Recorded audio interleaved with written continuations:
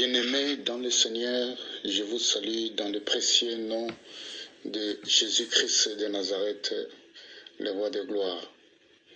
Que la grâce, sa bonté et sa miséricorde vous accompagnent ce matin. Le Seigneur nous a permis pour que nous puissions parler de sa part. Et ce matin, le Seigneur nous a mis à cœur pour que nous parlions d'un thème aussi important qui est l'union. J'ai intitulé ce titre « Deux valent mieux qu'un ». Nous allons prendre une portion des Écritures. C'est dans Ecclésiaste chapitre 4, du 9e verset, 10e et 12e. Je vais lire.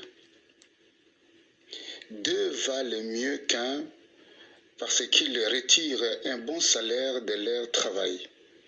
Car s'ils tombent, l'un relève son compagnon, mais malheur à celui qui est seul et qui tombe sans avoir un second pour le relever. » Au verset 12, « Et si quelqu'un est plus fort qu'un seul, les deux peuvent lui résister et la corde à 3 fils ne seront pas facilement. » Frères et sœurs, l'importance d'être à deux est une bonne résolution pour affronter les circonstances présentes et les circonstances futures. Christ nous a enseigné à ce qui concerne l'unité.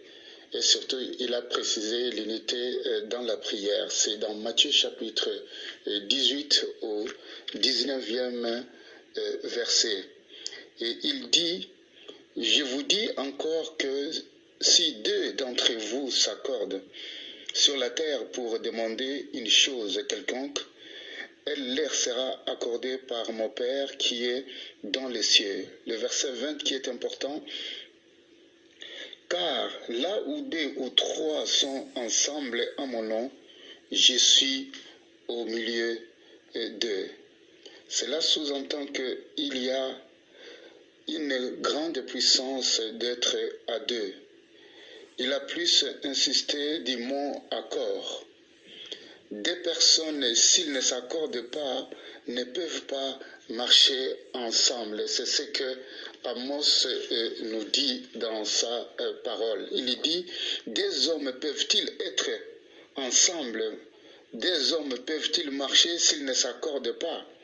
Frères, pour vivre ensemble, pour travailler ensemble, pour marcher ensemble, des hommes ou des disciples doivent être en accord.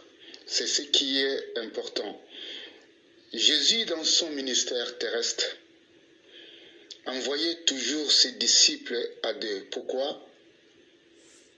C'est pour se fortifier mutuellement. Car si l'un est découragé et l'un est faible, l'autre peut l'encourager et l'autre peut le relever. Voilà pourquoi aujourd'hui aussi Christ nous a donné une mission d'aller et de pouvoir faire les disciples dans toutes les nations. Voilà pourquoi notre Père insiste, le Seigneur Jésus insiste pour y aller. À l'heure actuelle, il faut être à deux. C'est un principe spirituel. Tu peux dire que moi je peux aller parce que je suis fort, je suis spirituel, mais nous ne savons pas ce qui nous attend parce que tellement que le diable est malin et le diable va chercher des subterfuges, va chercher d'autres choses pour nous faire tomber. Voilà pourquoi je vous encourage d'être toujours à deux lorsque vous partez, lorsque nous partons évangéliser la parole. Je donne aussi l'exemple pour un couple. Un couple, s'il est en unité, et si ce couple est en harmonie, voilà pourquoi Dieu, au début, lorsqu'il a créé Adam, il a dit, il n'est pas bon pour que l'homme soit seul. Je vais lui donner une aide. Et cette aide, c'est pour être ensemble, pour tenir ensemble, pour qu'ils puissent faire de grandes choses. Lorsque un couple est en harmonie, le diable n'a pas accès dans leurs affaires parce qu'ils se soutiennent mutuellement. Dans ce passage que nous venons de lire, et surtout au verset 10, on nous parle de la résultante d'être seul.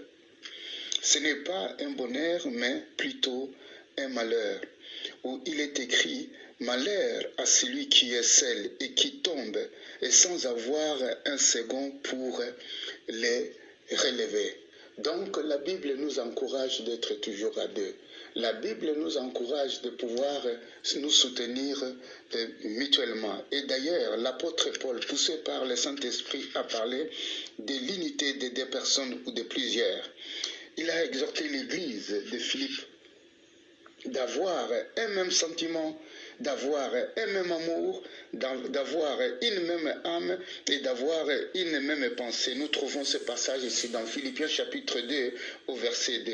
Et cela sous-entend qu'il y a une puissance dans l'union. L'union des deux personnes ou de plusieurs forme une forteresse infranchissable que le diable ne peut briser. Le dernier verset, c'est-à-dire au verset 12, nous allons lire encore pour la bonne compréhension. Il dit « Si quelqu'un est plus fort qu'un seul, les deux peuvent lui résister et la corde à 3 fils ne seront jamais. » Et ce dernier verset nous enseigne quelque chose. Et la corde à 3 fils, qui est la première corde.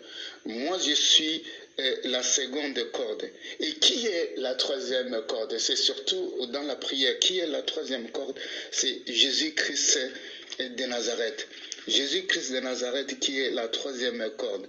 Et lorsque nous sommes en unité dans l'esprit, lorsque nous sommes en unité, nous formons cette corde. Frères et sœurs, je vous dis que non, il est difficile pour que l'ennemi puisse s'introduire dans ce que nous sommes en train de demander. Tu es la première corde, moi je suis la deuxième corde, Jésus-Christ qui est la troisième corde, qui vient sceller les 2 premières cordes, et la Bible dit ces lieux ne seront pas jamais, c'est-à-dire ces liens ne peuvent jamais se rompre. Pourquoi? Parce que Christ est le centre de notre union et Christ est le centre de notre prière, et Christ veille à ce que l'ennemi ne puisse pas voler l'exaucement de nos requêtes et de nos prières. Frères et sœurs, bien-aimés dans le Seigneur, nous avons besoin de frères, nous avons besoin de sœurs qui se tiendront avec nous lorsque l'ennemi voudra nous faire tomber. Nous avons besoin d'étendre notre amour autour de nous, autour de nos amis, avec la puissance du Saint-Esprit pour cheminer ensemble vers la victoire. Voilà pourquoi ce matin, je voulais vous encourager, frères.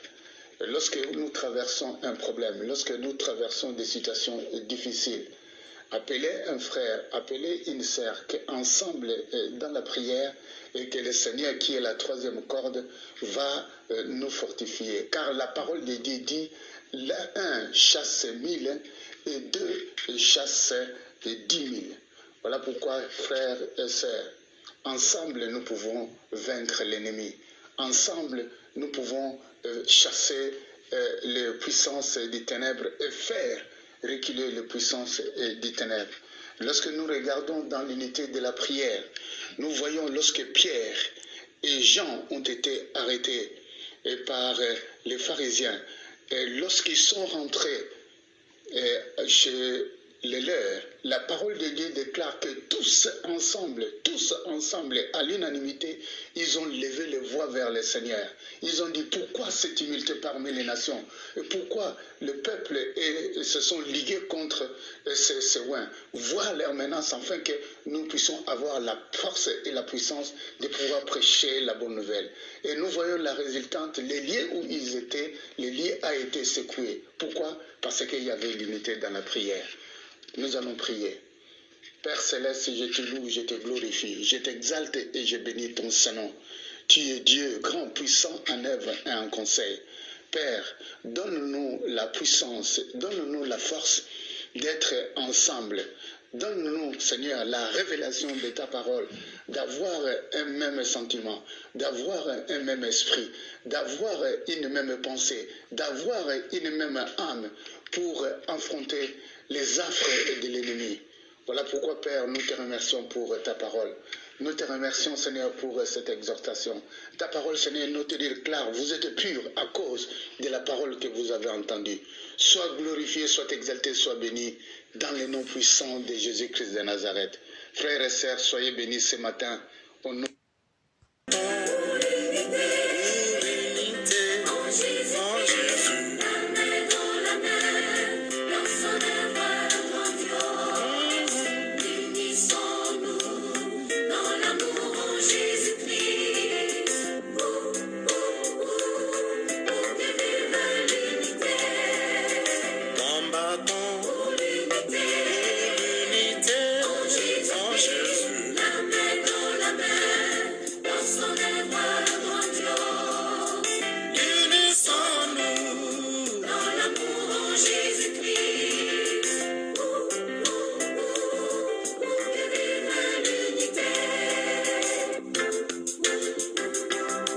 L'unité.